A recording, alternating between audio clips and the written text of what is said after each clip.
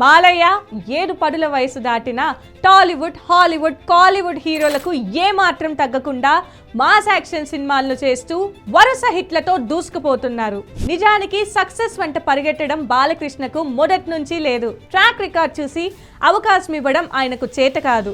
ఒకసారి మాట ఇస్తే ఇక చేసేసినట్లే. దర్శకుడు ఎవరైనా సరే సరెండర్ అయిపోవడమే ఆయనకు తెలుసు. కాగా తన వారసుడిగా తన కుమారుడిని ఇండస్ట్రీకి పరిచయం చేయాలని ఎప్పటి నుంచో బాలయ్య ట్రై చేస్తున్నాడు. కాగా ఆ అవకాశం రానే వచ్చింది. క్రిష్ జాగర్లమూడి, నందమూరి బాలకృష్ణ కాంబినేషన్లో ఆదిత్య 999 సినిమా తెరకెక్కనున్నట్లుగా గత కొంతకాలంగా ప్రచారం జరుగుతున్న విషయం తెలిసిందే.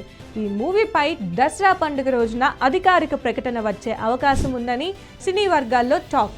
ఈ మూవీకి బాలయ్య స్టోరీ అందించినట్లు సమాచారం. గతంలో క్రిష్ బాలయ్య కాంబోలో గౌతమిపుత్ర శాతకర్ణి, ఎన్టీఆర్ కథానాయకుడు, ఎన్టీఆర్ మహానాయకుడు సినిమాలు వచ్చిన సంగతి తెలిసిందే. ఇక బాలయ్య అఖండ 2 తాండవం డిసెంబర్లో విడుదల కానున్నది తెలిసిందే.